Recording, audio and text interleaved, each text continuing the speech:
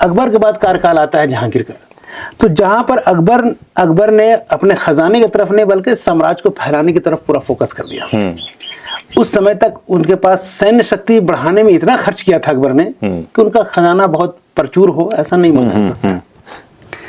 उसके बाद जहांगीर की बारी आती है। जहांगीर ने भी अपने पिता की तर्ज पे राजकाज बढ़ाना शुरू कर दिया। छोटे छोटे जो राजघराने थे उन पे अटैक किया, उनको बंदी बनाया, उनको ये किया। इसी फहरिस्त में, इसी लिस्ट में राजा दुर्जन शाल का भी नाम आता है। और ये भी सर्वविदित है कि राजा दुर्जन शाल को अगर रिहा किया गया या उनको राजकीय सम्मान दिया गया तो उसके पीछे बस एक ही क्वालिटी थी कि वो हीरो के बहुत बड़े पारखी थे। हाँ। उनके वंशजों से जब मेरी बात हुई थी पिछले साल में तो उन्होंने 2-4 चीजें जो बताई थी कि जब दुर्जन शाल को छोड़ा गया था तो कई बैलगाड़ी अच्छा हीरे और कीमती पत्थर लाद कर करके जहांगीर के दरबार में पेश किया गया था। कई बैलगाड़ी पेश कौन किया था? दुर्जन शाल ने पेश किया था जहांगीर के दरबार में। छोड़ने से पहले? छोड़ने के बाद। सॉरी, छोड़ने के बाद। अच्छा, तोहफे के तौर पे, उपहार के तौर पे।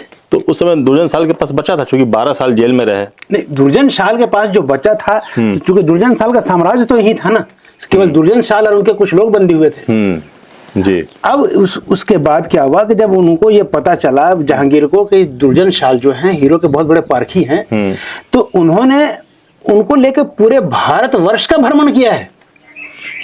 और जहां जहां पर संभावित क्षेत्र जहां पर हीरे निकलने के चांसेस थे, अच्छा, तो वो हीरो को दुर्जन शाल उसको आइडेंटिफाई करते थे और उस पे जहांगीर उन हीरो को एकत्रित किया करते थे। जी।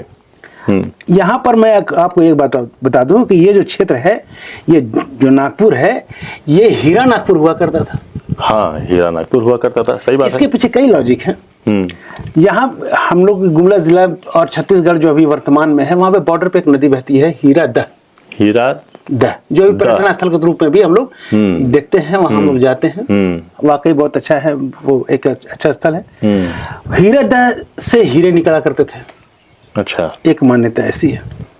दूसरी चीज है कि पहाड़ी क्षेत्रों में भी हीरे निकलने की बातें सामने आती हैं। अच्छा। और चूंकि ये पूरा नागपुर पहाड़ी क्षेत्र और पठारी क्षेत्र में फैला हुआ है, हाँ। तो यहाँ पे कहीं कहीं पे हीरे हुआ करते थे। और चूंकि दुर्जन शाल का ऐसा नेटवर्क था कि वो हीरो की जानकारी वो रखते थे। जी। तीसरी सबसे बड़ी वजह क्या है कि यहाँ पे तपकरा एक गांव है जो अभी फिलहाल छत्तीसगढ़ में पड़ता है, वो नागलोक कहलाता है। नागलोक, हाँ। और जहाँ पे नागलोक होता है वहां पर भी ऐसी मान्यताएं हैं कि वहां पर हीरे होंगे। तो ये इलाका पूरा हीरों से भरा पड़ा था। अब इसकी बस परख करने वाले लोग, इंसान की कमी थी। तो वो चूंकि दुर्जन शाल हीरो के पारखी थे, इसलिए उन्होंने प्रचुर मात्रा में हीरे जहांगीर के खजाने में भर दिए। ये कहने में जरा भी संकोच नहीं है कि जहांगीर का अगर खजाना विशाल हुआ था तो इस पे गुमला जिले का बहुत बड़ा हाथ रहा है। अच्छा, दुर्जन शाल का बहुत बड़ा हाथ रहा है। इसका सबसे बड़ा सबूत ये हम देख सकते हैं कि जहांगीर के बाद जो अगला मुगलिया शासक हुआ वो हुआ शाहजहां। और शाहजहां को किले बनवाने का और कलाकारी का, आर्ट और कला से बहुत ज्यादा मोहब्बत थी। जी। इसका प्रमाण दिल्ली की जामा मस्जिद, ताजमहल, लाल किला और भी बहुत सारे ऐसी इमारतें हैं जहां मतलब जो आज वर्ल्ड फेमस है, सब शाहजहां ने बनवाई। मुगल काल का बहुत बड़ा सुनहरा दौर गुजरा है शाहजहां के समय का। तो उन सभी जगहों पर जो नक्काशियां की गई थी वो कीमती पत्थर और हीरो से की गई थी। बिल्कुल।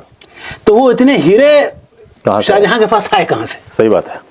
ये अलग बात है कि जब अंग्रेज हिंदुस्तान से जाने लगे तो उन्होंने उन सब जगह को खुरद करके हीरो को निकाल लिया और सभी इंग्लैंड ले गए।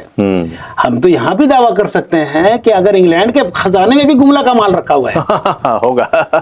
होगा, बिल्कुल होगा। कई लोग तो ऐसे भी बताते हैं, कुछ बुजुर्गों से बात करने पर यह पता चलता है कि जो कोहिनूर जो है, कुछ लोग बताते हैं वो राजस्थान का है, लेकिन इधर के क्षेत्र, इस क्षेत्र के लोग बताते हैं जो कोहिनूर हीरा है वो भी इसी क्षेत्र का हीरा है। हालांकि इसकी बहुत ज्यादा अभी तक पुष्टि नहीं हो पाई है, ये रिसर्च का ये पार्ट है, विषय है। बट ऐसा ये माना जाता है कि हीरो के क्षेत्र से ही वो हीरा निकला है, इसको कोहिनूर कहते हैं। ना हो सकता है, क्यों नहीं हो सकता? ये वाकई शोध का विषय है, इस पे शोध करना चाहिए। क्योंकि बहुत लोगों का कहना है कि गोलकोंडा माइंस से निकला है, निकासी हाँ। हुई है। तो कई तरह की भ्रांतियां भी जी। हैं, लेकिन इस बात में तो जरा भी संकोच नहीं किया सकता है कि मुगलिया शासन का जी। खजाना अगर भरा था तो उसमें गुमला का यानी कि दुर्जन शाल का बहुत बड़ा हाथ था, जिससे मुगलिया शासन जो है बहुत रिच हुआ, फला फूला। फला फूला। और साथ ही जब मतलब क्या कहते हैं, अंग्रेजी खजाने में आज भी जो कीमती पत्थर रखे हुए हैं वो गुमला जिला के हैं। ये शोध का विषय है, इसमें इतिहासकार को बहुत ज्यादा काम करने की जरूरत है। कितना मतलब जो उस वक्त ये राजा हुआ करते थे एकदम पर्टिकुलर रहा करते थे कि जो जगह हो वो खूबसूरत भी हो और सुरक्षा की दृष्टि से भी वो जगह होनी चाहिए। तो ये जगह कैसे, सोचिए ये नेचर है सामने, वो मैं बता दूं, वो सैनिक मठ यहाँ से दिखाई पड़ रहा है आपको, वो सैनिक मठ है। वहाँ सैनिक रहा करते थे और सैनिक देखा करते थे कौन आ रहा है कौन जा रहा है, सुरक्षा की दृष्टि से वहाँ सैनिक मठ का निर्माण कराया गया था। तो कुल 5 मठों का यहाँ निर्माण कराया गया था। एक वकील मठ भी है, लॉयर जो राजा के हुआ करते थे वो भी मठ है। तो सब धस के खत्म होकर के इतना जो यहाँ ये मालूम पड़ रहा है, इतना ऊंचा नीचा, ये तो समझिए कि बॉर्डर है सब। हाँ, ये वकील मठ है ना? हाँ, वकील मठ है। हाँ, वकील मठ।